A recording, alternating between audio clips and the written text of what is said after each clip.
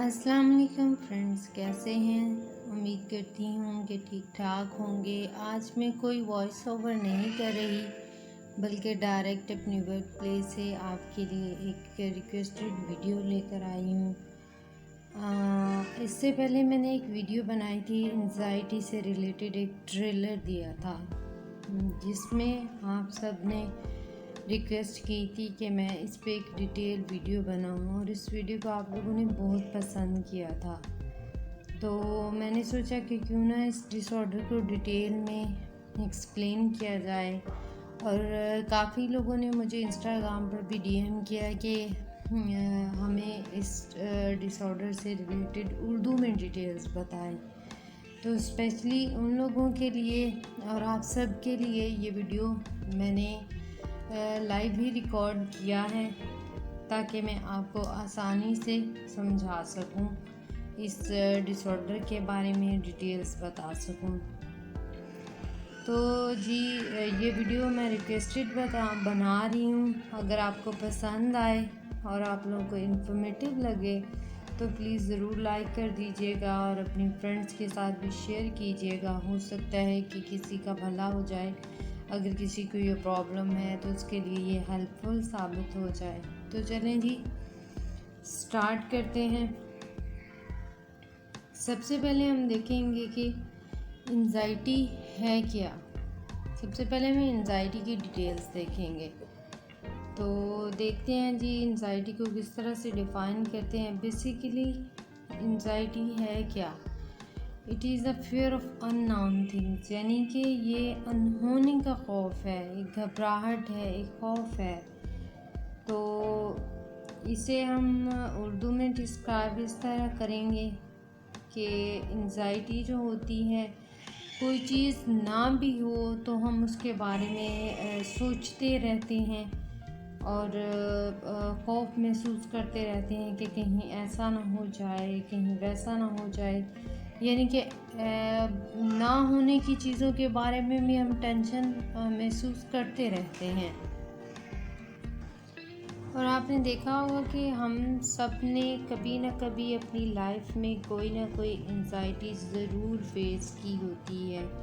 और इन चीज़ों के बारे में अगर हम मुसलसल सोचते रहें तो हम बहुत ज़्यादा परेशान हो जाते हैं। हालांकि इन चीज़ों के बारे में इतना परेशान होने की या सोचने की कोई ख़ास ज़रूरत नहीं होती। और दूसरी बात ये कि ये सिर्फ़ एंजाइटी का एक छोटा सा हिस्सा होता है कि हम किसी चीज़ के बारे में बहुत ज़्यादा सोच रहे होते हैं, उसको खुद पर हावी कर लेते हैं। और जिन लोगों को एंजाइटी जैसी दिमागी बीमारी होती है उनके लिए ये जो पार्ट है, यानी कि किसी भी चीज़ के बारे में सोचते रहना, ये हर रोज़ होता है और बार बार उनके साथ होता रहता है। एक नॉर्मल इंसान को तो चलो एंजाइटी के सिम्टम्स आई, किसी अनहोनी के बारे में उसने खौफ महसूस किया, लेकिन थोड़ी देर के बाद उसका खौफ जो है वो ख़त्म हो जाता है। लेकिन जो लोग एंजाइटी की बीमारी में मुब्तला होते हैं, जिन पर हम एंजाइटी का टैग जो है वो डायग्नोज कर देते हैं, उनके साथ ये एंजाइटी का जो पार्ट है वो डेली होता है और बार बार होता रहता है। और इनके दिमाग में हर वक्त कोई ना कोई खौफ और डर लगा रहता है। हर वक्त वो कोई ना कोई खौफ महसूस करते रहते हैं, बहुत ज़्यादा नर्वस हो जाते हैं और सोचते रहते हैं, जिससे इनकी एंजाइटी और ज़्यादा हो जाती है। जब एंजाइटी ज़्यादा हो जाती है तो फिर आती हैं स्ट्रेस की सिम्टम्स। और स्ट्रेस जो है वो हर दिमागी बीमारी की जड़ है। हर दिमागी बीमारी जो भी मेंटल इलनेस है उसका जो स्टार्ट होता है वो स्ट्रेस से होता है। स्ट्रेस एक ऐसी बीमारी है जो बाकी बीमारियों को बुलावा भेजती है कि चलो भाई तुम भी आ जाओ। तो शुरुआत जो होती हैं वो स्ट्रेस से होती हैं। लोग इस बीमारी से, जो एंजाइटी या घबराहट की बीमारी जिसे हम बोलते हैं, खुद को इनसिक्योर महसूस करते हैं, वो सोचते हैं कि उनका फ्यूचर जो है, वो नेक्स्ट आने वाला जो फ्यूचर है वो इनसिक्योर है। वो कोई श्योरिटी नहीं देते कि हम फ्यूचर में कामयाब होंगे या कोई हमें सक्सेस मिलेगी। और इसके अलावा वो फैमिली के बारे में बहुत ज़्यादा इनसिक्योर हो जाते हैं, फैमिली की सिक्योरिटी के बारे में बहुत ज़्यादा इनसिक्योर हो जाते हैं। ऐसे लोग बिल्कुल भी रिलैक्स महसूस नहीं करते। ताकि वो लोग लेट भी जाएं, रेस्ट के लिए तो हम लेटते ही हैं ना, तो अगर वो लोग लेट भी जाते हैं तो भी उन्हें सुकून महसूस नहीं होता। फिर वो उठकर चलना फिरना शुरू कर देते हैं, मुसलसल चलते रहते हैं, लेकिन उन्हें फिर भी सुकून महसूस नहीं होता। इधर उधर घूमते हैं, यानी कि सुकून हासिल करने के लिए कुछ ना कुछ करने की कोशिश करते हैं, लेकिन फिर भी वो बेसुकून रहते हैं। और जब एंजाइटी की ऐसी सिम्टम्स एक हद से, एक पैरामीटर से तजावज़ कर जाती हैं, बढ़ जाती हैं, तो फिर इन लोगों में कुछ और सिम्टम्स जो कि इस एंजाइटी को बढ़ाती हैं, कंफर्म करती हैं कि वाकई ही इस बंदे में एंजाइटी है, तो और ज़्यादा सीवियर सिम्टम्स आना शुरू हो जाती हैं। जिनमें से कुछ सिम्टम्स ये हैं कि उनको लगता है, जो लोग एंजाइटी की में मुब्तला हो जाते हैं, उनको लगता है कि उनका दिल बहुत ज़ोर ज़ोर से धड़क रहा है। हालांकि ऐसा होता नहीं, ये जस्ट उनका वहम होता है कि उनके दिल की धड़कन जो है वो बहुत तेज़ हो गई है। और कई बार तो उन्हें ऐसा लगता है कि दिल की धड़कन इतनी तेज़ हो गई है कि उन्हें हार्ट अटैक आ गया है या हार्ट अटैक आ सकता है। और फिर ऐसे लोग जो हैं वो फ़ौरन डॉक्टर के पास भागते हैं। सबसे पहली बात कि वो सबसे पहले ऐसी सिचुएशन में डॉक्टर्स के पास भागते हैं। और जब बार बार देखा जाए तो ऐसे लोग मोस्टली हम लोगों ने जहाँ तक ऑब्ज़र्व किया है, ऐसे लोग इमरजेंसी में जाते हैं, डायरेक्ट इमरजेंसी वार्ड जो होता है उसमें चले जाते हैं और डॉक्टर से कहते हैं कि मेरी दिल की धड़कन जो है वो बहुत बढ़ गई है, देखें कि मुझे हार्ट अटैक तो नहीं आने वाला। और फिर उन लोगों की ईको होती है, एमआरआई होती है, ईसीजी वगैरह जो भी हार्ट के रिलेटेड टेस्ट होते हैं वो होते हैं, सब कुछ नॉर्मल आता है। और फिर डॉक्टर्स इन्हें जो है एंजाइटी की कुछ हल्की फुल्की सी मेडिसिन दे देते हैं और कहते हैं कि भी आपको कुछ नहीं हुआ, बस आपको थोड़ी सी घबराहट है, थोड़ा सा सोचना कम करें, आपको थोड़ी सी परेशानी हुई है। डॉक्टर्स ये कहकर उनको रवाना कर देते हैं, लेकिन फिर इन्हें पता ही नहीं चलता कि वो मरीज़ जब फिर भी उसकी जो सिम्टम्स हैं उन्हें बार बार सोचे आना, घबराहट महसूस करना ख़त्म नहीं होता, तो फिर उन पेशेंट्स को समझ नहीं आती कि वो जाए कहाँ। उन्हें पता ही नहीं चलता कि उन्हें डॉक्टर के पास जाना है, कहाँ जाना है। तो वो परेशान और ज़्यादा परेशान होना शुरू हो जाते हैं। और अगर मज़ीद सिम्टम्स की बात करें तो एंजाइटी डिसऑर्डर में हमें जो पेशेंट होता है वो अक्सर ये आके कंप्लेन करता है कि मुझे सांस नहीं आ रही, मुझे ऐसे लग रहा है जैसे कोई दबाव दे रहा है या मेरा सांस बंद करने की कोशिश कर रहा है और बार बार मेरा सांस रुकता हुआ मुझे महसूस होता है। हमारी लैंग्वेज में इसे कहते हैं चॉकिंग फीलिंग, यानी कि सांस का रुकना। तो पेशेंट जो है अक्सर ये कंप्लेन करते हैं कि हमें सांस नहीं आ रहा, हमें ऐसा महसूस होता है कि हम बेहोश हो जाएंगे और सर में इतना ज़्यादा दर्द महसूस होता है कि कई दिनों तक वो दर्द जाता ही नहीं। तो इसकी रीज़न ये है कि जब एंजाइटी के सिम्टम्स एक इंसान में शो होना शुरू होती हैं तो जो बॉडी के मसल्स हैं वो कॉन्ट्रैक्ट करते हैं, चाहे बॉडी के पार्ट के कोई से भी मसल्स हों, यानी कि बेशक वो आपके सर के हो सकते हैं, पट्टों के मसल्स हो सकते हैं, एब्डोमेन के हो सकते हैं, पैरों के हो सकते हैं, यानी कि बॉडी के किसी पार्ट के भी मसल्स जो हैं एंजाइटी में कॉन्ट्रैक्ट करते हैं। और जब मसल्स कॉन्ट्रैक्ट करते हैं तो आप जानते हैं कि दर्द, एक पेन सा महसूस होता है, और वो पेन जिस्म के किसी भी हिस्से में हो सकता है।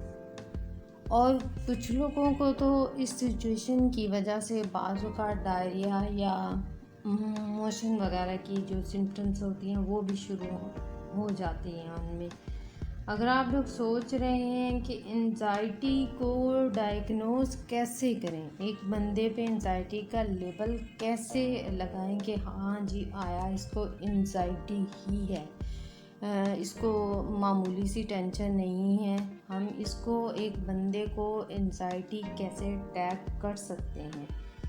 तो मैं आपको कुछ ऐसे अलामात बताऊंगी जिसकी वजह से आप खुद में एंजाइटी की सिम्टम्स भी ढूंढ सकते हैं, और अगर आपके इर्द गिर्द कोई एंजाइटी का पेशेंट है तो उसको भी आप एंजाइटी डायग्नोज कर सकते हैं। मैं आपको कुछ ऐसी सिम्टम्स बताऊंगी। अगर एक बंदे में आपको ये सिम्टम नज़र आती हैं तो आप डायरेक्ट उसको एंजाइटी टैग नहीं कर सकते, कुछ दिनों तक उसको ऑब्ज़र्व कीजिए, उसके बाद आप उसको उसमें एंजाइटी डायग्नोज कर सकते हैं। जैसे कि सिम्टम्स ज़रा गौर से सुनिएगा, क्योंकि हम भी डेली लाइफ में काफ़ी एंजाइटी को फील करते हैं।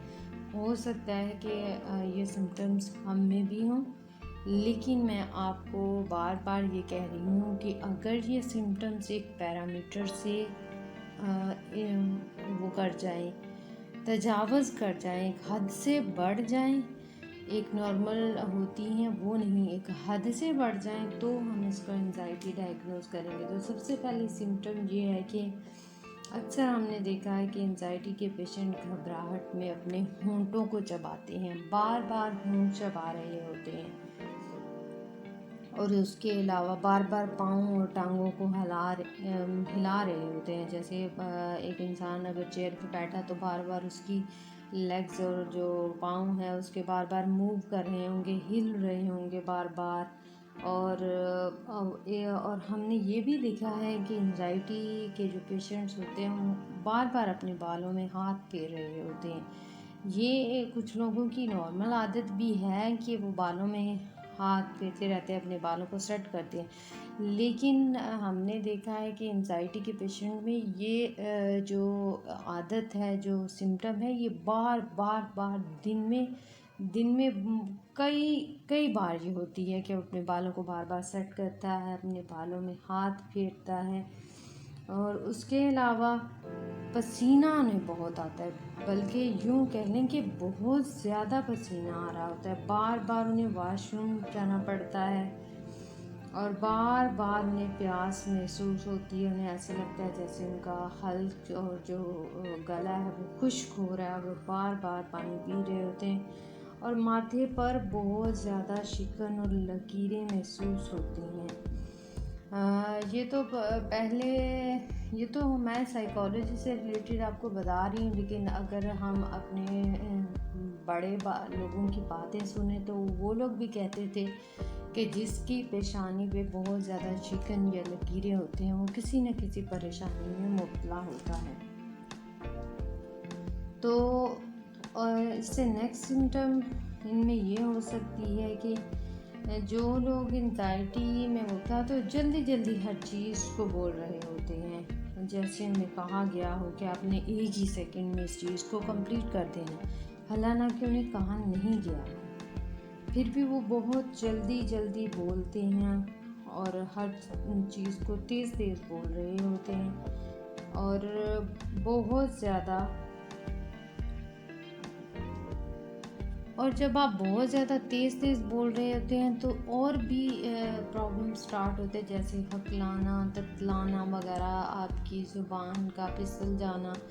तो एंजाइटी में ऐसा होता है कि कुछ स्पीच से रिलेटेड जो प्रॉब्लम्स हैं वो स्टार्ट हो जाते हैं, हालांकि एंजाइटी से पहले वो आप में वो प्रॉब्लम्स नहीं थे, मतलब आपका हकलाना, ततलाना वगैरह पहले नहीं था, लेकिन एंजाइटी के बाद जो है वो सिम्टम्स आप में स्पीच की जो सिम्टम्स हैं वो भी आना शुरू हो जाती हैं, क्योंकि इस बीमारी की वजह से इंसान बहुत ज़्यादा नर्वस रहता है हर टाइम। और जिस इंसान को एंजाइटी होती है वो हर मामले में बहुत जल्दी टेंशन में आ जाता है, बहुत जल्दी टेंशन में आ जाता है। हालांकि कुछ ऐसे मामलात होते हैं जिनको हम रिलैक्सली भी हल कर सकते हैं, लेकिन वो इंसान बहुत ज़्यादा टेंस हो जाता है कि हाँ अगर ये नहीं हुआ तो क्या होगा, ये होगा वो होगा, यानी कि उसको अनहोनी के वहम आना शुरू हो जाते हैं और जल्दबाजी में वह कुछ ऐसा उल्टा पुल्टा कर लेता है जो कि वो उसे नहीं करना चाहिए, क्योंकि इसकी दिमाग में बहुत ज़्यादा एंजाइटी और सोचें और बातें आ रही होती हैं और उसे समझ नहीं आता कि इसे करना क्या है। तो सबसे पहले इसके सामने जो चीज़ इसके दिमाग में आ रही होती है वो सब कर लेता है। कई बार जो सबसे अहम काम होता है वो वही कर लेता है। और सबसे ज़्यादा डिस्टर्ब होती है नींद, जो बिल्कुल नहीं आती। एंजाइटी के पेशेंट्स को नींद बिल्कुल नहीं आती। हर 2 मिनट बाद फ़ोन देखना, बार बार अपना फ़ोन चेक करते हैं, हालांकि फ़ोन पर कोई मैसेज कोई कॉल कुछ भी नहीं आया होता, फिर भी बार बार उठकर फ़ोन को देखते रहते हैं। और एंजाइटी के पेशेंट्स होते हैं वो बहुत ज़्यादा खाना भी शुरू कर देते हैं। इसकी वजह से जो एंजाइटी में मुब्तला लोग होते हैं वो बहुत ज़्यादा वेट भी गेन कर लेते हैं। और किसी भी चीज़ का खौफ दिल में बिठा लेना, जैसे डूबने का खौफ, जो कि पानी को देखते ही आना शुरू हो जाता है कि अगर मैं पानी के करीब गया तो मैं इसमें डूब जाऊंगा। अनहोनी का खौफ, यानी कि कोई चीज़ होती भी नहीं और फिर भी वो खौफ महसूस करते हैं। और उसके बाद जो एक सिम्टम आती है उनमें वो है ओवर थिंकिंग। इतना सोचना कैसे लगे कि सोच सोच के दिमाग ही फट जाएगा। ये तो कुछ कॉमन सिम्टम्स थी, लेकिन हर इंसान में ये जो सिम्टम्स हैं ये डिफरेंट होती हैं। अगर ये अलामात हद से बढ़ जाएं तो बहुत सारी और भी दिमागी बीमारियां पैदा होती हैं। तो मैंने सोचा क्यों ना इसका हल निकाला जाए और आपको कुछ थेरेपीज़ बताई जाएं जो कि इस बीमारी के लिए कारआमद साबित हों, जैसे कि CBT। इस एक थेरेपी है इस डिसऑर्डर में जिसको कहते हैं CBT, यानी कि कॉग्निटिव बिहेवियरल थेरेपी। CBT यानी कि कॉग्निटिव बिहेवियरल थेरेपी। ये थेरेपी यूज़ करेंगे हम एंजाइटी डिसऑर्डर को कुछ हद तक कम करने के लिए। तो CBT होती क्या है, इसमें क्या डिफरेंट स्टेप्स हैं जिनको हम फॉलो करते हैं। तो चलें जी स्टार्ट करते हैं CBT के प्रोसेस और इसमें क्या क्या टेक्निक्स और एक्सरसाइज और कुछ जो हैं थेरेपीज़ वो मैं आपको समझाऊंगी। तो CBT स्टार्ट करने से पहले मैं आपको बता दूं कि CBT में कुछ स्टेप्स होते हैं जिन्हें हम फॉलो करते हैं। जैसे कि CBT में सबसे पहला स्टेप होता है माइंडफुलनेस। ये एक तरह की एक्सरसाइज है और ये जो है ये सबसे आसान तरीका होता है CBT में और ये सबसे बेहतरीन है और ये वर्क करता है। इस तरीके की मदद से हम अपनी एंजाइटी को काफ़ी हद तक कम कर सकते हैं। और सबसे बड़ा बेनिफिट इस मेथड का, इस एक्सरसाइज का ये है कि ये हम खुद कर सकते हैं और ये कहीं पर भी बैठ के हम कर सकते हैं, किसी भी जगह पर बैठ कर सकते हैं। तो आपको इसके लिए सबसे पहले जो स्टेप फॉलो करना है वो ये है कि आप कहीं भी स्ट्रेट पोजीशन में बैठ जाएं, चाहे कुर्सी पे बैठ जाएं, चाहे सोफे पे बैठ जाएं, चाहे नीचे फर्श पर बैठ जाएं और सुकून वाली हालत में बैठ जाएं। अपनी कमर को बिल्कुल सीधा रखें और उसके बाद जो दूसरा स्टेप स्टेप इसमें हमने फॉलो करना होता है वो ये होता है कि आपकी आंखें बिल्कुल बंद होनी चाहिए और आपके पास कोई ना हो। कोशिश करें कि आप जिस टाइम इस एक्सरसाइज को या इस स्टेप को फॉलो कर रहे हो तब आप अकेले हों और आपकी आंखें ज़रूर बंद होनी चाहिए, क्योंकि जब आंखें बंद होती हैं तो दिमाग से अल्ट्रा वेव्स पैदा होती हैं जो कि इस प्रोसेस के लिए या इस एक्सरसाइज के लिए बहुत कारआमद है। और जब हम अपनी आंखें खुली रखेंगे तो हमारी बीटा वेव्स जो हैं वो पैदा होंगी और जिसकी वजह से इस प्रोसेस का जो बेनिफिट है वो होगा तो ज़रूर, लेकिन यानी कि कम होगा, कम इफेक्टिव होगा। और आंखें बंद कर लेनी है आपने और फिर आपने ऐसे सांस लेना है कि आपका पेट जो है वो अंदर की तरफ चला जाए, यानी कि आपने सांस को कुछ इस तरह से एक्सरसाइज करते हुए सांस को इस तरह से इनहेल करना है, अंदर की तरफ करना है कि आपकी जो पेट है वो अंदर की तरफ खिंच जाए। जब आप सांस अंदर की तरफ खींचेंगे, गहरी सांस खींचेंगे तो पेट आपका अंदर की तरफ चला जाएगा। और उसके बाद फिर आपने आहिस्ता आहिस्ता से अपनी सांस जो है उसको बाहर की तरफ रिलीज़ करना है, तो आपका पेट जो है उस सिचुएशन में जो है वो बाहर की तरफ यानी कि फूलना शुरू हो जाएगा। इस टाइम पे जो दूसरी बात आपने फॉलो करनी है वो फोकस है। आपने अपना फोकस सारा अपने कानों की तरफ रखना है और इर्द गिर्द की आवाज़ों को महसूस करने की कोशिश करनी है। और जब हम सांस अंदर की तरफ लेंगे तो हमारा पेट फूल जाएगा और जब आहिस्ता आहिस्ता हम सांस बाहर निकालेंगे तो हमारा पेट जो है वो साथ लगने लग जाएगा। और सबसे बड़ी बात कि जब हम इस एक्सरसाइज को कर रहे हैं तो इसमें आपने जल्दी बिल्कुल नहीं करनी, इसमें आपको बहुत ज़्यादा प्रैक्टिस की ज़रूरत है। आप 1 दफ़ा करेंगे, 2 दफ़ा करेंगे, 3 दफ़ा करेंगे, आहिस्ता आहिस्ता जब आप इसको फॉलो करेंगे तो आप इस पर ग्रिप हासिल कर लेंगे।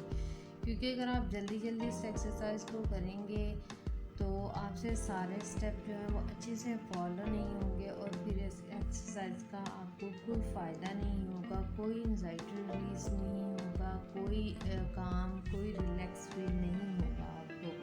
अगर आप इसको गौर से समझेंगे, 2-3 बार करेंगे तो आपको समझ आ जाएगी।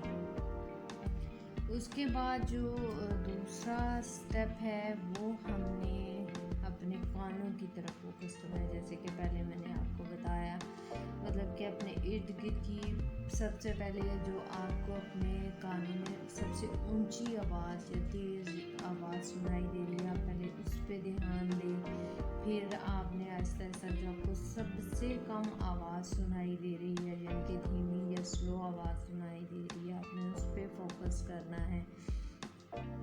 इसी प्रोसेस को आपने बार बार दोहराते रहना है। पहले आपने ज़्यादा तेज़ आवाज़ें सुननी हैं, फिर आपने आहिस्ता आहिस्ता आहिस्ता अपना ध्यान धीमी आवाज़ों की तरफ लेकर आना है। इस प्रोसेस को आप 2-3 मिनट तक दोहराएं और उसके बाद फिर 2-3 मिनट तक आपने इस प्रोसेस को जारी रखना है, धीमी आवाज़ों की तरफ और ऊंची आवाज़ों की तरफ अपना ध्यान रखना है। और उसके बाद फिर आपने आँखों की तरफ चले जाना है। जैसा कि मैंने पहले बताया कि आपकी आँखें तो बंद होंगी, आपने आँखें बंद ही रखनी है और आपने इमेजिन करना है, जस्ट इमेजिन करना है कि आप जिस जगह बैठे हैं वहाँ की हर चीज़ आपको नज़र आ रही है। मैं बार बार कह रही हूँ कि आपने आंखें बंद रखनी है, लेकिन आंखें बंद होंगी जब तो आपने जस्ट इमेजिन करना है कि आप जिस जगह पर बैठे हैं वहाँ की हर चीज़ आपको दिखाई दे रही है। जैसे कि अगर आप रूम में बैठे हैं तो आपको टेबल नज़र आ रहा है, रूम की लाइट नज़र आ रही है, रूम का फ़ैन नज़र आ रहा है, अपना मोबाइल नज़र आ रहा है या एसी वगैरह, या रूम में जो भी इर्द गिर्द आपको चीज़ें हैं, रोशनी है, कुछ भी है, वो सब आपको नज़र आ रहा है। फिर आहिस्ता आहिस्ता आपने फोकस अंधेरे की तरफ ले जाना है कि सपोज़ करें आप जिस जगह पर बैठे हैं वहाँ पर बहुत ज़्यादा अंधेरा है और आप सब कुछ देखने की कोशिश कर रहे हैं लेकिन आपको नज़र नहीं आ रहा। ये प्रोसेस भी आपने तकरीबन 2-3 मिनट तक जारी रखना है, यानी कि पहले अपने इर्द गिर्द की चीज़ों को इमेजिन करना है, महसूस करने की कोशिश करना है कि आपको सब कुछ नज़र आ रहा है। फिर आपने इमेजिन करना है कि मैं अंधेरे में हूँ और मैं इर्द गिर्द की चीज़ों को देखने की कोशिश कर रहा हूँ लेकिन मुझसे देखा नहीं जा रहा। इन शॉर्ट कि आपके दिमाग में इस टाइम जो सोचें चल रही थी एंग्जाइटी की वजह से, आपने उनको एक साइड पे रख देना है और अपना जो फोकस है वो कमरे की चीज़ों में आपने अपने फोकस को उलझा लेना है खुद को, ताकि वो जो सोचें आपके दिमाग में आ रही हैं आप उनसे हट जाएं और ये जो चीज़ें मैं आपको बता रही हूँ इनकी तरफ आपका फोकस चला जाए। जब आप इस एक्सरसाइज को अच्छे तरीके से करेंगे तो मुझे उम्मीद है कि आपके जो दिमाग में परेशानियां टेंशन चल रही हैं आप उनसे ज़रूर हट जाएंगे और अपना टोटल फोकस जो है इन चीज़ों में अगर इन्वॉल्व कर लेंगे तो वो सोचें आना बंद हो जाएंगी, या अगर सोचें हैं भी तो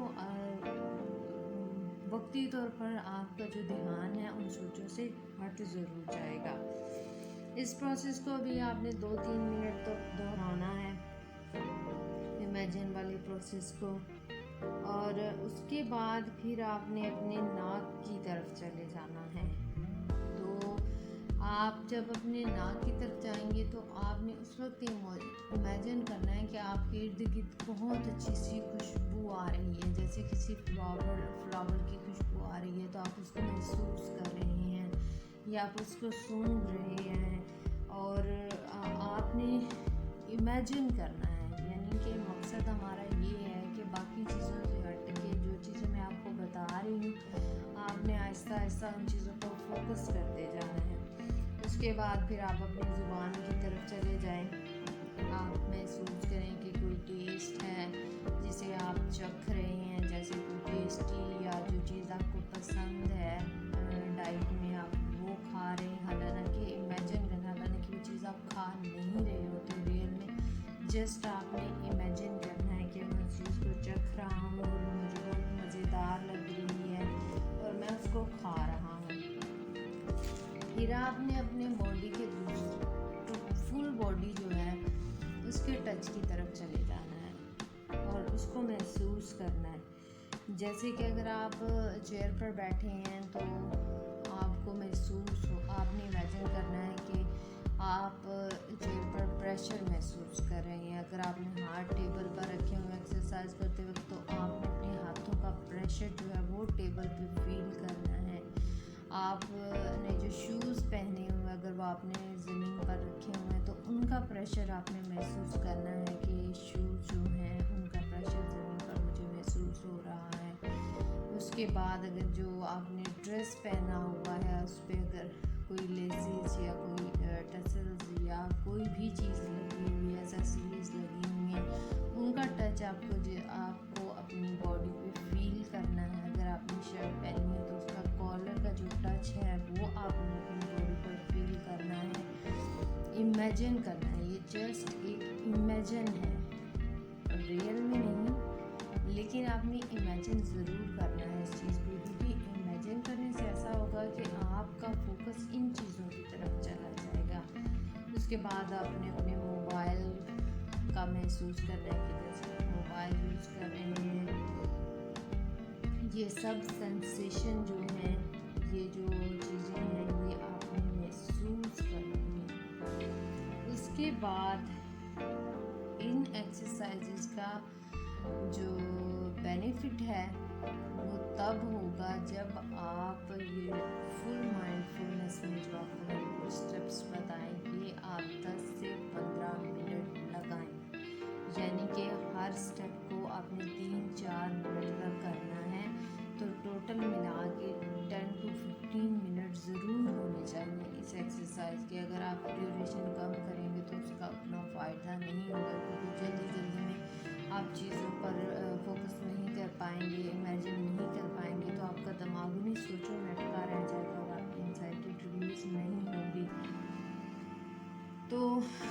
आपने 10 से 15 मिनट तक ये एक्सरसाइज करनी है और कोशिश करें कि अकेले बैठे हों। और ये टाइम टाइम ये है कि आपने एक एक्सरसाइज का जो सेशन है वो आपने सुबह के टाइम लेना है। कोशिश करें जब आप वॉक के लिए निकल रहे हैं तो वहाँ पर अकेले बैठकर आप ये एक्सरसाइज करें, या अगर आप घर में हैं तो सुबह सुबह उठें, फ्रेश एयर लें और ये सेशन कर लें। उसके बाद दूसरा सेशन आपने लेना है दोपहर में, लेकिन अगर आप दोपहर में नहीं ले सकते तो इट्स नॉट नेसेसरी, आप ये सेशन रात में करें। और रात में जो टाइम आप लें वो 9 बजे से पहले का लें, क्योंकि 9 बजे के बाद मोस्टली नींद के अटैक जो है ना सबको आना शुरू हो जाते हैं। तो मेरे ख्याल में जो रात का सेशन है वो 9 बजे से पहले आपको रिलैक्स और काम सिचुएशन में कंप्लीट कर लेना चाहिए हर हाल में। उसके बाद ये है कि अगर जब आप ये एक्सरसाइज करेंगे तो मैं श्योरिटी के साथ कह सकती हूँ कि आपकी बॉडी में पॉजिटिव एनर्जी आना शुरू हो जाएगी और आपका मूड जो है पहले से बेहतर हो जाएगा। आप खुद को काम और रिलैक्स फील करेंगे। कुछ अर्सा के लिए जो चीज़ें आपके दिमाग में आ रही थी, जो आपको एंजाइटी और फेयर वगैरह,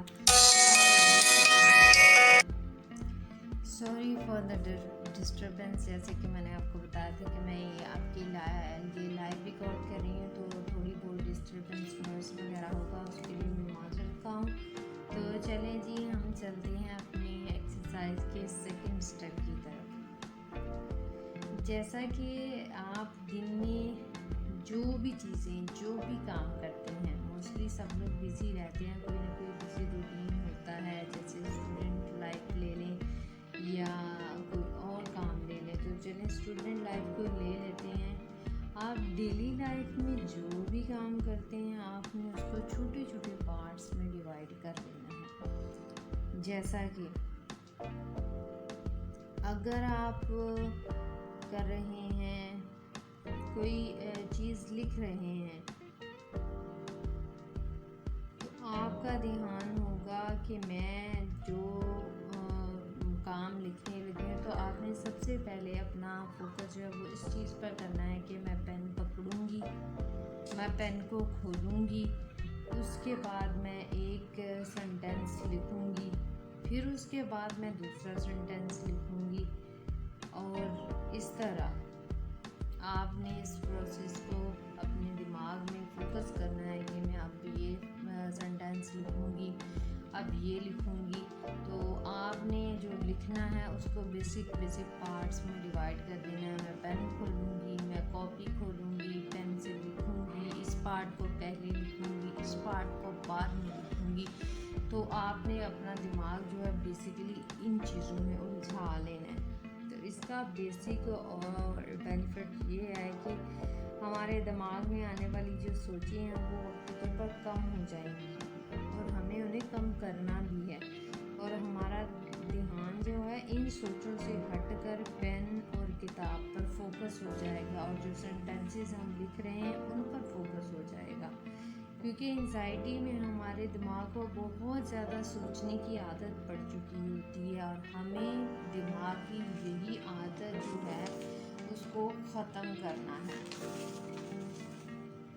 और हमें इन्हीं सोचों को जो हमारे दिमाग में बार बार आके हमारे लिए एंजाइटी का रीज़न बन रही होती है उनको तोड़ना है और अपने दिमाग को कम सोचने के लिए ट्रेन करना है, ताकि हमारा फोकस जो है वो सोचों की बजाय हमारे डेली वर्क में उलझे रहें हम और हमारे दिमाग में वो उल्टी सीधी सोचें आए ही नहीं।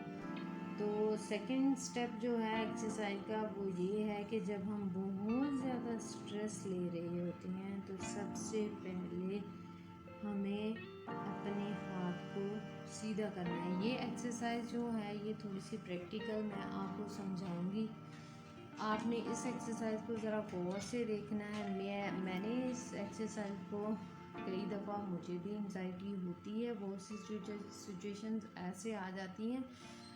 मैं एंजाइटी की पेशेंट तो नहीं हूँ, लेकिन एंजाइटी हर बंदे की लाइफ में है।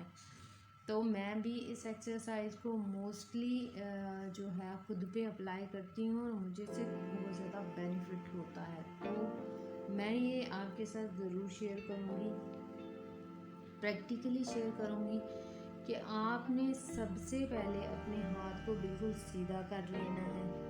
फिर उसके बाद हाथ को जो है एक मुट्ठी की शेप में आहिस्ता से आपने बंद करना है। ये देखें, इस तरह से सबसे पहले आपने अपने हाथ को बिल्कुल सीधा कर लेना है। उसके बाद आपने स्लोली स्लोली स्लोली अपने फिंगर्स जो हैं उनको एक मुट्ठी की शेप में लेके आना है। फिर अपने फिंगर ये जो थंब है उसको रखें और इसको फुल प्रेशर के साथ आपने एक दफ़ा दबा देना है। 2-3 मिनट तक आपने फुल प्रेशर के साथ अपनी इस मुट्ठी को जो है दबाए रखना है। यानी कि आपके दिमाग में या आपके मूड में इस टाइम जो गुस्सा चल रहा है वो आपने अपनी इस मुट्ठी पे टोटल निकाल देना है। यानी कि आपको ये जो मुट्ठी है इस टाइम अपना गुस्सा रिलीज़ करने के लिए एक आपके पास समझे कि बंदा ही है, उसको आप घूंसा मार रहे हैं ऐसे ही समझे। तो आपने इस मुट्ठी पे 2-3 मिनट के लिए बहुत ज़्यादा दबाना है और अपना सारा गुस्सा इस मुट्ठी पे निकाल देना और फिर आहिस्ता आहिस्ता से आपने पहले अपने अंगूठी को रिलीज़ करना है, फिर फिंगर्स को सीधा कर देना है। इसी तरह ये प्रोसेस आपने बार बार करते रहना है। तकरीबन 3-4 मिनट तक आप जब ये प्रोसेस करेंगे तो मेरे ख्याल में आपका जो 60% गुस्सा या एंजाइटी या टेंशन है वो वक्ती तौर पर रिलीज़ हो जाएगी।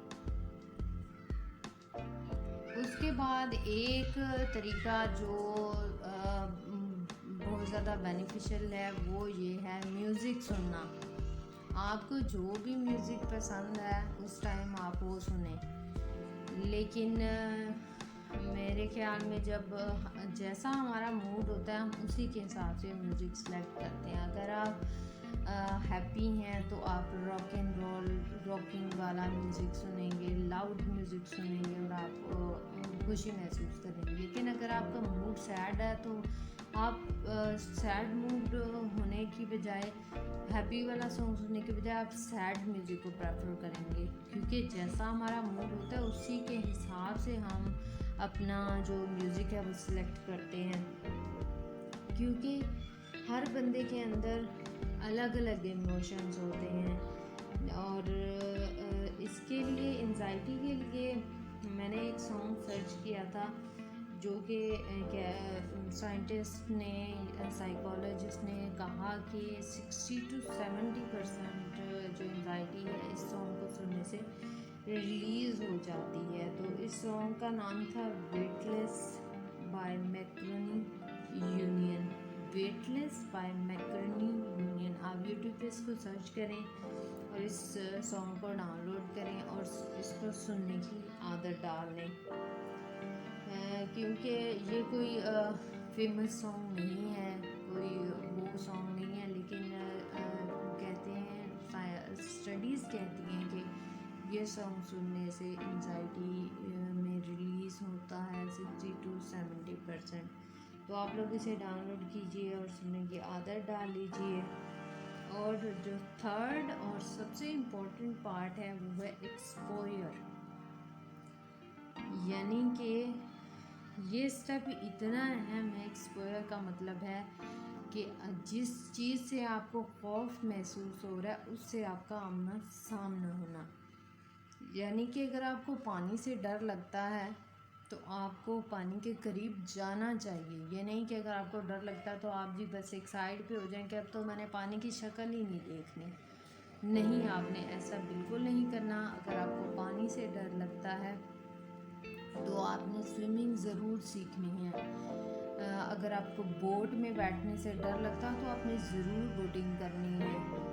मैं आप लोगों के साथ अपना एक पर्सनल एक्सपीरियंस शेयर करती हूँ। मेरा बेटा जो है 4.5 ईयर का है। जब वो छोटा था मैं उसको बाथ देती थी तो उसके सर पर पानी जब डालती थी, शावर देती थी मैं उसको, तो उसका उसका सांस रुकने लगता था, उसको सांस नहीं आता था, वो घबराहट में कांपने लग जाता था। तो मुझे ऐसा लगता था कि शायद मोस्टली बच्चों के साथ ऐसा होता है कि बाथरूम के दौरान बच्चों को थोड़ा सा पानी अगर ज़्यादा डाल दिया जाए तो उन्हें सांस नहीं आता। लेकिन उसका ये प्रॉब्लम आहिस्ता आहिस्ता बढ़ता गया। अब वो माशाल्लाह 4.5 ईयर का हो गया है, तो पानी से अब भी वो डरता था। एक ऐसा इवेंट हुआ कि हम गैदरिंग में गए और वो पानी में गिर गया। बहुत ज़्यादा गहरा पानी था, उसमें वो गिर गया। यकीन माने उसकी सिचुएशन उस टाइम ऐसी थी कि उसकी वो सर से पाँव तक कांप रहा था, उसको सांस नहीं आ रही थी, उससे बोला नहीं जा रहा था।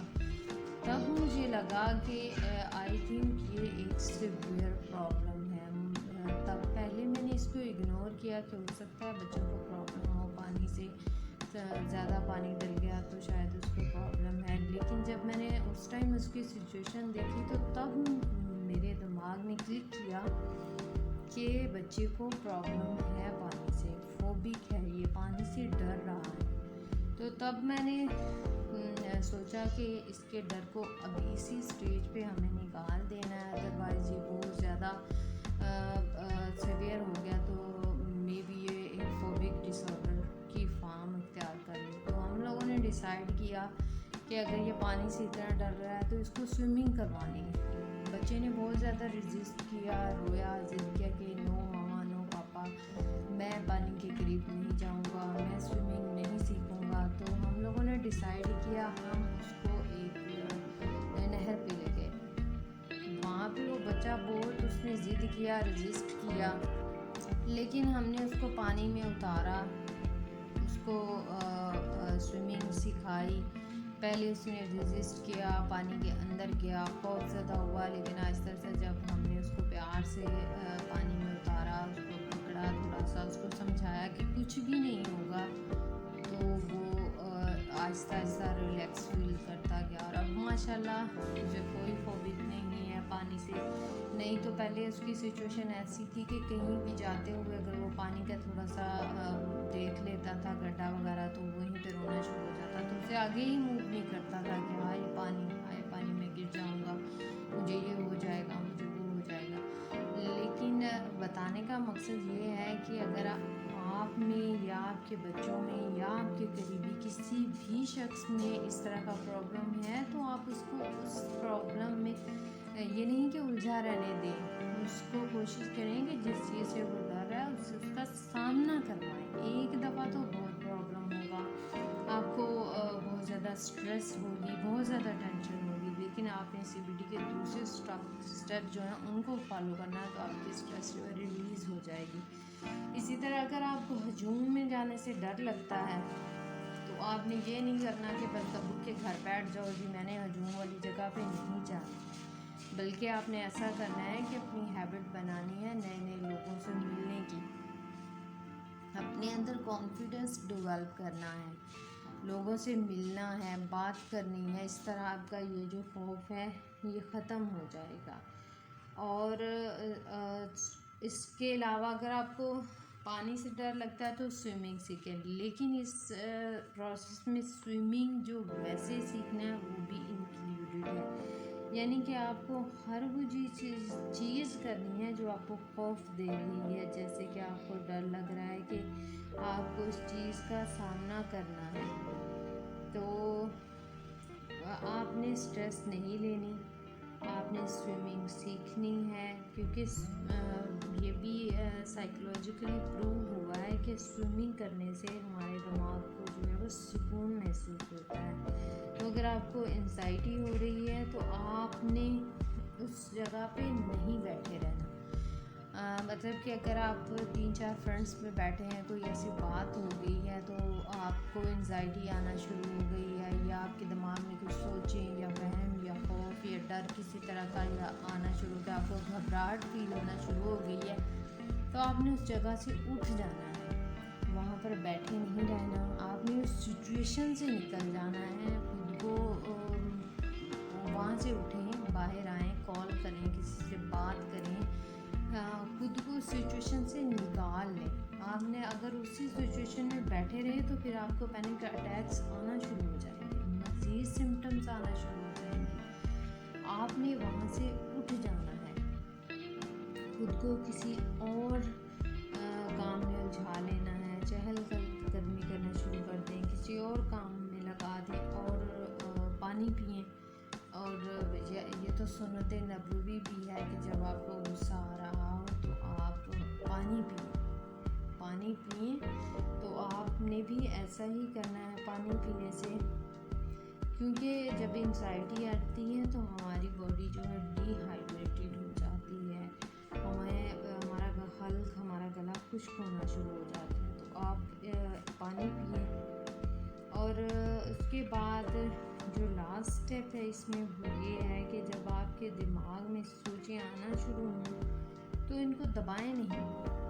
ये नहीं करें कि अगर आपके दिमाग में कोई सोच आ रही है तो आप चुप हो जाएं, दुबक जाएं, किसी से शेयर ना करें और खुद अंदर ही अंदर घुलते रहें। आपने उन सोचों को अंदर दबाना नहीं है, बल्कि किसी से शेयर करें।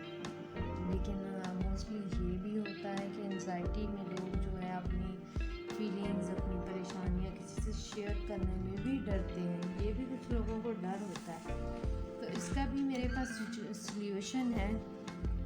अगर आप किसी के साथ शेयर नहीं कर सकते तो आईने को, मिरर को अपना दोस्त बनाएं, उसके सामने खड़े हों, आईने के सामने अपनी बातें करें, अपनी इमोशंस, गुस्सा आ रहा है तो वो शो करें, हंसी आ रही है तो वो शो करें। उसके अलावा जिस तरह के भी आपके उस टाइम इमोशंस हैं, आप आईने के सामने खड़े हों, उनको एक्सप्रेस करें। ऐसा ही समझें कि जैसे एक बंदा आपके सामने खड़ा है और आप उस पर गुस्सा निकाल रहे हैं या उससे कोई बात कर रहे हैं। तो आईने को अपना दोस्त बनाएं और उसके सामने खड़े होकर जो भी सोचें आपके दिमाग में आ रही हैं वो निकाल दें और खुद को सोचों के भंवर से निकालने की कोशिश करें। अगर आप अपने अंदर सोचों को बंद कर लेंगे तो वो आपके अंदर घर कर जाएंगी, पक्की हो जाएंगी और इन सोचों को फिर निकालना मुश्किल होता है। और उसके बाद अगर आप ये भी नहीं कर सकते, किसी को बता भी नहीं सकते, मिरर के सामने भी एक्सप्रेस नहीं कर सकते, तो कॉपी पेन पकड़ें, जो चीज़ आपके दिमाग में आ रही है उसको लिख लें। जब आप लिखेंगे तो ऐसा आपको महसूस होगा कि आपने वो टेंशन रिलीज़ कर दी है पेपर पर, आपके दिमाग से वो सोचें निकल गई हैं। आप थोड़ी देर के लिए रिलैक्स हो जाएंगे, सोचना ख़त्म कर देंगे। आपका जो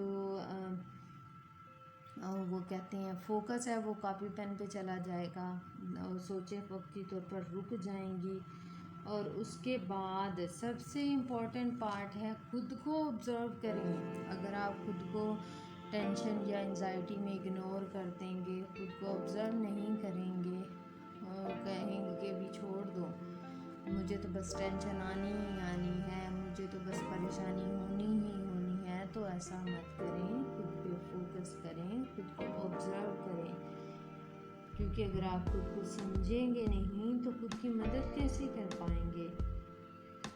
और उसके बाद एक मेन चीज़ जो मैं आपको बताना चाहूँ, एक होता है किसी की मदद करना और एक होता है काम को बिगाड़ देना।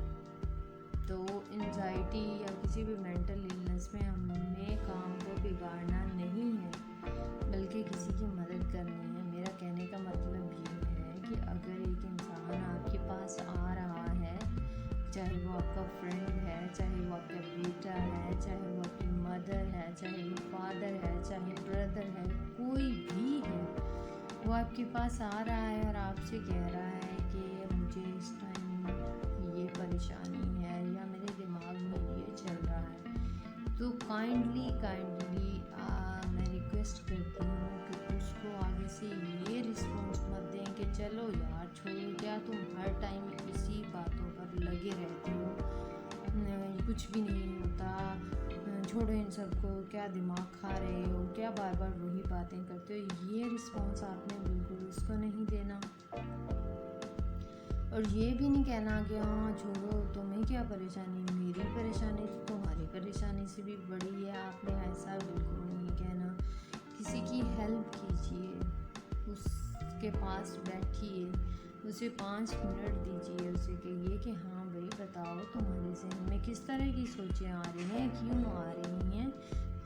उसको थोड़ा सा रिलैक्स करने की कोशिश करें, क्योंकि किसी की मदद करने अगर आप किसी की मदद करना चाहते हैं तो आप इसी तरह उसकी मदद कर सकते हैं। उसकी बात को सुनिए, समझिए, क्योंकि ऐसे पेशेंट्स को अगर हम मज़ीद इग्नोर करते हैं तो उनकी ये जो परेशानियां या मेंटल इलनेस है वो बहुत ज़्यादा बढ़ जाती है। मेंटल इलनेस में या साइकोलॉजिकल डिसऑर्डर में सबसे इम्पोर्टेंट पार्ट होता है किसी की प्राइवेसी को इम्पोर्टेंस देना, और उसके बाद जो सेकंड स्टेप होता है वो होता है उसको इम्पोर्टेंस देना। मेंटल इलनेस में मोस्टली लोग जो वो अटेंशन सीकर्स बन जाते हैं। अगर उन्हें इग्नोर किया जाए तो उनकी बीमारी और ज़्यादा बढ़ जाती है। तो कि उनकी बात को आपने गौर से सुनना है, कम से कम इसकी बात को सुने, क्योंकि अपनी सोचों के बारे में बताना, किसी से शेयर करना एंजाइटी डिसऑर्डर में ये भी एक बहुत बड़ी बात होती है। तो ये भी उस बंदे की बात है कि वो इस चीज़ को समझ रहा है, शेयर कर रहा है किसी के साथ। मेरे ख्याल में ये उसकी हिम्मत है, तो आप उसकी हेल्प ज़रूर कीजिए। इसी तरह और भी बहुत से प्रोसेस हैं एंजाइटी का रिलीज़ करने के लिए, एक्सरसाइजेज हैं, वो भी मैं आपको इंशाल्लाह बताऊंगी।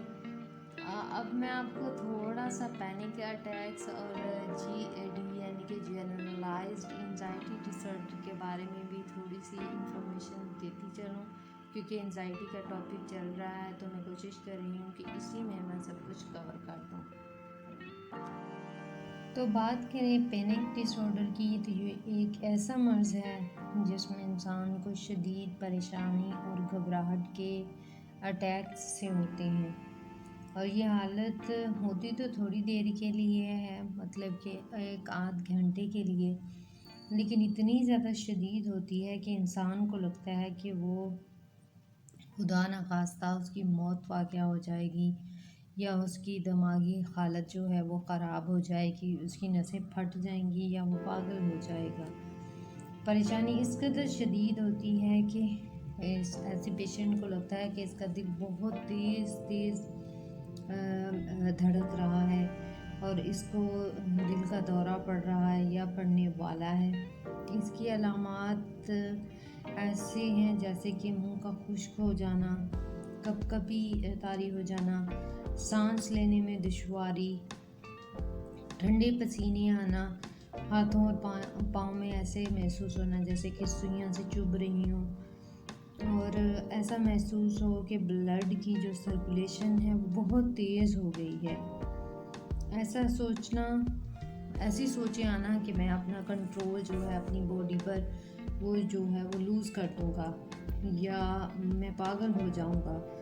ये एक पैनिक अटैक है। एक होता है पैनिक अटैक्स आना जो कि हम एंजाइटी में फील करते हैं, और एक होता है पैनिक डिसऑर्डर। असल में पैनिक अटैक्स जो होते हैं वो थोड़ी देर के लिए आते हैं, और मतलब 1-8 घंटे के लिए आए और उसके बाद उसके सिम्टम्स जो हैं वो डिसअपीयर होना शुरू हो जाती हैं।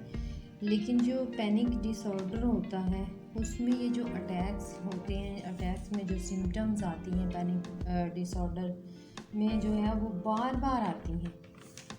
ये नहीं कि अगर एक बार आई 1-8 घंटे के लिए, दिन में एक बार आई और उसके बाद ख़त्म हो गई, लेकिन पैनिक डिसऑर्डर में ये सिम्टम्स बार बार आती रहती हैं, और उसके बाद ये ख़यालात और सोचें भी मुसलसल पेशेंट को आती रहती हैं कि ये अटैक मुझे दोबारा आ सकता है, मुझे कभी भी आ सकता है। पैनिक अटैक की वजह से ये सब कुछ होता है, और ये इस वजह से आते हैं।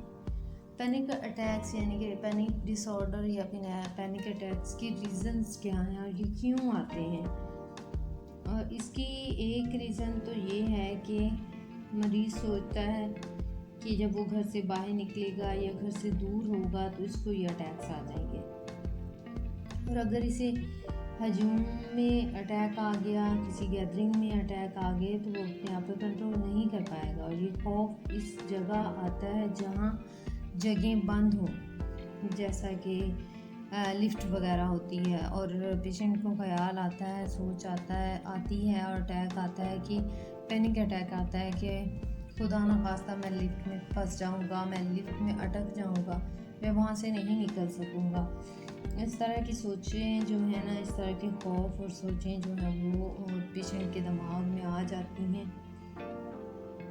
और उसके बाद आता है कि ये जो पैनिक डिसऑर्डर में पैनिक अटैक्स आते हैं, उनकी बुनियादी तौर पर वजह क्या होती है। तो इसकी वजह ये है कि हमारे दिमाग में एक अलार्म सिस्टम होता है जो कि अल्लाह पाक ने लगाया हुआ है, जो किसी भी ख़तरे से बचने के लिए हमें हेल्प करता है, यानी कि हमारा दिफा करता है। किसी भी ख़तरे की घड़ी में हमें अलार्म देता है कि हमें इस ख़तरे से किस तरह निकलना है, या हमें ये बताता है कि ये सिचुएशन बहुत ख़तरनाक है और हमें यहाँ से निकलना है किसी भी सिचुएशन में।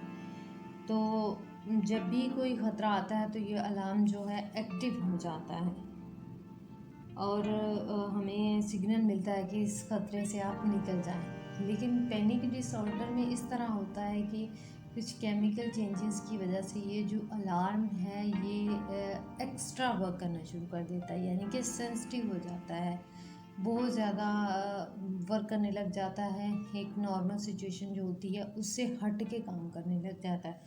मसलन मिसाल के तौर पर अगर कहीं किसी बिल्डिंग में या किसी जगह पे आग लगी है, तो हमारे दिमाग में जो अलार्म सिस्टम है हमें अलार्म करता है कि हमें इस सिचुएशन से निकल जाना चाहिए, अपने आप को उस खतरे से बचा लेना चाहिए।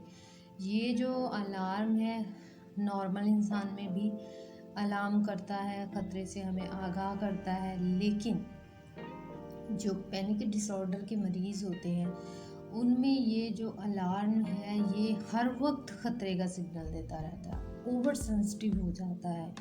यानी कि अगर ख़तरा नहीं भी है, अगर आग नहीं भी लगी, तो अगर ये ऐसे मरीज़ किसी जगह से गुज़र रहे होते हैं तो उनके दिमाग में खौफ आ जाता है कि हाय यहाँ पर आग लग जाएगी या मुझे आग लग जाएगी, तो एक्स्ट्रा वर्क करना शुरू कर देता है कुछ केमिकल चेंजेस की वजह से ये अलार्म जो है, ये तो दिफा का सिस्टम है। तो इस वजह से उसे फिर पैनिक अटैक आना शुरू हो जाते हैं।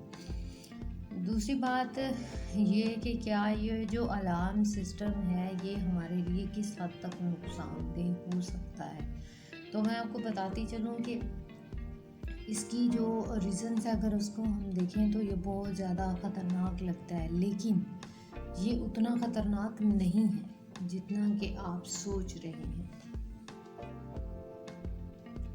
इसकी वजह से डर और खौफ की सिचुएशन तो ज़रूर होती है, लेकिन ये उतना ख़तरनाक नहीं है जितना कि बाकी डिसऑर्डर्स हैं। तो दूसरी बात कि पैनिक डिसऑर्डर के जो पेशेंट हैं वो अपनी जिस्मानी सिम्टम्स जो होती हैं, जिन्हें फ़िज़िकल सिम्टम्स भी बोलते हैं, उन पर भी बहुत ज़्यादा तवज्जो देने लग जाते हैं। मिसाल के तौर पर अगर आपके दिल की धड़कन जो है वो तेज़ हो रही है इस वजह से कि आपने वॉक की है या आपने तेज़ तेज़ चले हैं, आप अगर आप वॉकिंग कर रहे हैं तो आप तेज़ तेज़ चले हैं तो उसकी वजह से आपकी दिल की धड़कन जो है वो तेज़ हो गई है। लेकिन ऐसे पेशेंट ये नहीं सोचते कि हमने वॉक किया है या हम थोड़ा सा स्पीड से चलें तो उस वजह से हमारी दिल की धड़कन तेज़ है, बल्कि ऐसे पेशेंट सोचते हैं कि हमें कोई अटैक हो गया, हमें कोई मसला हो गया, कोई प्रॉब्लम स्टार्ट हो गया जिसकी वजह से हमारे दिल की धड़कन तेज़ हो गई है, खुदा न खास्ता हमें अटैक आने वाला है। वो हर चीज़ को बढ़ा चढ़ा के सोचना शुरू कर देते हैं। ये नहीं सोचते कि इसकी कॉमन रीज़न भी हो सकती है, और इस तरह के ख़यालात इनकी परेशानी में और इजाफ़ा करते हैं और इनकी दिल की धड़कन और ज़्यादा तेज़ हो जाती है। तो बात ये है कि इस अलार्म सिस्टम में केमिकल तब्दीलियाँ आती क्यों हैं, इसकी वजह क्या है। तो ये जो अलार्म सिस्टम है ये ओवर सेंसिटिव क्यों हो जाता है, इसकी आमतौर पर दो वजूहत देखी जाती हैं। एक तो ये कि ये जो अलार्म सिस्टम में केमिकल चेंज या डिस्टर्बेंस आती है ये कुछ लोगों में मोरसी यानी कि ख़ानदानी होती है। ख़ानदान नस्ल दर नस्ल ये चीज़ उनमें चली आ रही होती है। दूसरी बात कि आपके बचपन में या लड़कपन में या जवानी में कुछ ऐसे सिचुएशंस या हालात आपके साथ या कुछ ऐसे प्रॉब्लम्स हुए होते हैं जिनकी वजह से ये जो आपका केमिकल चेंजेस है अलार्म सिस्टम में वो हो जाता है और वो फिर आगे आपके साथ साथ चलता रहता है। या फिर आपकी लाइफ में कुछ ऐसे सवियर स्ट्रेसर रहे हैं जिनकी वजह से ये सिस्टम डिस्टर्ब हो जाता है और आगे चल के फिर आपको पैनिक डिसऑर्डर जैसी जो बीमारियां हैं वो लगने का अंदेशा हो जाता है। उसके बाद जब ये पैनिक डिसऑर्डर का पेशेंट हमारे पास यानी कि साइकोलॉजिस्ट के पास आता है तो सबसे पहला क्वेश्चन उसका ये होता है कि डॉक्टर साहब ये जो मुझे बीमारी है ये किस हद तक ख़तरनाक है, ये मुझे किस हद तक अफेक्ट कर सकती है, मुझे इससे कितना नुकसान हो सकता है। ज़ाहिरी सी बात है इसकी सिम्टम्स इतनी ज़्यादा सवेयर होती हैं कि वो पेशेंट जो है खुद सोचने पर मजबूर हो जाता है कि मेरे साथ आकर ऐसा क्या प्रॉब्लम है या ये प्रॉब्लम मेरा बढ़कर किस हद तक जा सकता है, मुझे किस हद तक नुकसान पहुंचा सकता है। तो वो बंदा सोचने पर मजबूर हो जाता है कि ये हमारे लिए कितना ख़तरनाक है। तो हम उसे ये बताते हैं कि ये इतना ख़तरनाक नहीं है जितना वो सोच रहा है, क्योंकि ये सिस्टम हमारे दिफा के लिए है। इसमें अगर थोड़ी बहुत केमिकल चेंजेस या नुकसानात होते हैं तो इसका इतना ज़्यादा इम्पेक्ट नहीं होता।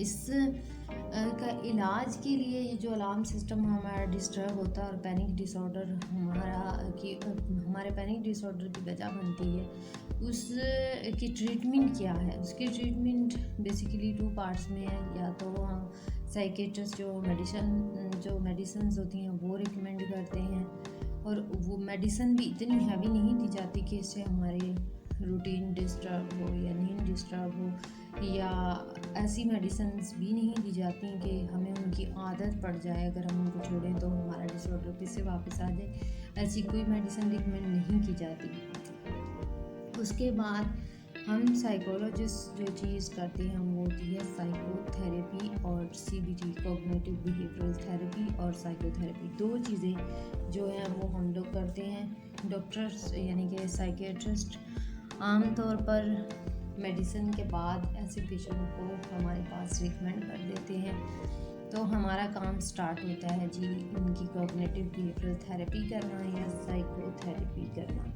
कॉग्निटिव बिहेवियरल थेरेपी का मैं आपको पहले बता चुकी हूँ क्या क्या स्टेप्स हैं और किस किस तरह उनको फॉलो करते हैं। तो अब मैं आपको बताऊँगी साइकोथेरेपी के बारे में, यानी कि आमने सामने बिठाकर बातचीत करना, नेगोशिएशन करना। यानी कि पेशेंट आपके सामने बैठा है, आप बातचीत करके उसके इस खौफ को ख़त्म करने की कोशिश करें, उसे रिलैक्स करें। यानी कि अगर एक पेशेंट जो है वो ये सोच रहा है कि उसके दिल की धड़कन तेज़ हो रही है, ये तो हम उसे बताते हैं, कुछ ऐसी टेक्निक्स और एक्सरसाइजेस बताते हैं। और दूसरी बात, उसका सामना सच्चाई से करवाते हैं, उसे एक्सरसाइज करवाते हैं और उस एक्सरसाइज करवाने के बाद उसकी दिल की धड़कन जब तेज़ होती है तो उसको खुद ब खुद एहसास दिलवाते हैं हम कि देखें ये जो आपके दिल की धड़कन तेज़ हुई है ये एक्सरसाइज करने की वजह से हुई है। जब उसको ये रियलाइज़ होता है कि वाकई एक्सरसाइज करने से मेरे दिल की धड़कन तेज़ हुई है और हालांकि मैंने खुद एक्सरसाइज करके दिल की धड़कन तेज़ की है, तो फिर वो रिलैक्स और काम फील करता है कि मुझे कोई हार्ट अटैक नहीं आने वाला या मुझे कोई सीवियर बीमारी नहीं है। इस तरह हम आमने सामने बैठकर बातचीत करते हैं और उसका खौफ खत्म करने की कोशिश करते हैं। इस तरह ऐसे पेशेंट की सोच में और रवैये में तब्दीली लाकर हम उनका ट्रीटमेंट करने की कोशिश करते हैं। सोच में तो ये है जैसे हमने उसका किया कि उसको बावर कराया कि एक्सरसाइज करने से भी आपके दिल की धड़कन तेज़ हो सकती है, इसलिए आप परेशान हो। रवैयों में चेंज ऐसे कि अगर आप गैदरिंग में जाने से डरते हैं तो मोस्टली देखा गया कि ऐसे पेशेंट अपने आप को घर की हद तक महदूद कर लेते हैं, बाहर आना जाना छोड़ देते हैं, बहुत कम लोगों से मिलते हैं। तो कोशिश की जाती है कि ऐसे लोगों को नए नए लोगों से मिलाया जाए, गैदरिंग में लेकर जाया जाए और आउटिंग के लिए उनको रिकमेंड किया जाता है ताकि वो अपने घर से निकलें, अपने खौफ से निकलें, अपनी सोचों के भंवर से निकलें। तो इस तरह की छोटी छोटी एक्सरसाइजेज़, योगा एक्सरसाइजेज़ वगैरह, जैसे कि पहले मैंने आपको सीबीटी में कुछ एक्सरसाइजेज़ बताई हैं, माइंडफुलनेस वगैरह, रॉक एंड रोल वगैरह, हैंड एक्सरसाइजेज़ वगैरह मैंने आपको बताई हैं। वैसे एक्सरसाइजेज़ जो हैं वो रिकमेंड की जाती हैं।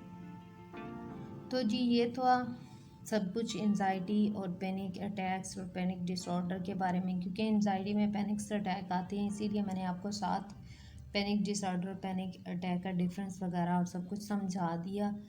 और मैंने ये सब कुछ आपको लाइव इसलिए बताया ताकि जिन लोगों का क्वेश्चन था मुझसे उनको समझ आ जाए। अगर उनको फिर भी समझ नहीं आ रही, उनको अपने प्रॉब्लम को अंडरस्टैंड करने में कोई मुश्किल आ रही है, कोई परेशानी आ रही है, तो फिर भी वो मुझसे पूछ सकते हैं। कमेंट बॉक्स में आप अपना कमेंट छोड़ सकते हैं। मैं आपको ज़रूर कोशिश करूँगी कि उसका हल बता सकूँ, कोई ट्रीटमेंट बता सकूँ, कोई थेरेपी बता सकूँ। विदाउट एनी हेजिटेशन आप कमेंट बॉक्स में लिख सकते हैं अपना प्रॉब्लम। इंस्टाग्राम पे मुझे डीएम कर सकते हैं। मैं आपके प्रॉब्लम को सॉल्व करने की कोशिश करूँगी, आपको ज़रूर आंसर करूँगी। और अगर आपको वीडियो पसंद आती है तो प्लीज़ इसको लाइक कर दीजिए। मेरी एफ़र्ट जो मैंने आपको समझाने की कोशिश की है उसको अप्रिशिएट करें। और अगर आपको अपनी फैमिली में, फ्रेंड में या इर्द गिर्द कहीं भी कोई ऐसा बंदा नज़र आ रहा है तो प्लीज़ उसकी हेल्प कीजिए, उसके साथ ये वीडियो शेयर कीजिए। और दूसरी बात मैं आपको बता दूं कि ये पैनिक डिसऑर्डर जो है इतना सीवियर नहीं है, इसका ट्रीटमेंट इतना मुश्किल नहीं है। उसके बावजूद भी 90% लोग जो हैं वो इस डिसऑर्डर से छुटकारा नहीं पा सकते, क्योंकि उनको पता ही नहीं है कि हमने किसके पास जाना है, हमने ट्रीटमेंट किससे करवाना है, डॉक्टर के पास जाना है, साइकोलॉजिस्ट के पास जाना है। तो प्लीज़ काइंडली मेरी वीडियो देखने के बाद उनको गाइड कीजिए, उनकी हेल्प कीजिए, उनको बताइए कि आपको किसके पास जाना है, या जो मैंने आपको थेरेपीज या एक्सरसाइज बताई हैं उन पर अप्लाई कीजिए। मे बी उनकी हेल्प हो जाए, उनको एंजाइटी से कुछ रिलीफ मिल जाए। तो काइंडली एक दूसरे की हेल्प करना सीखिए, एक दूसरे की हेल्प कीजिए। आई होप कि आपको ये वीडियो पसंद आए। तो जो नए हैं वो प्लीज़ इसको, चैनल को सब्सक्राइब भी कर दीजिए, क्योंकि मैं नेक्स्ट भी आपके लिए इस तरह की काफ़ी इंफॉर्मेटिव वीडियोस लेकर आने वाली हूँ। तो stay tune and stay connected with me. Thanks for watching. अल्लाह हाफिज़।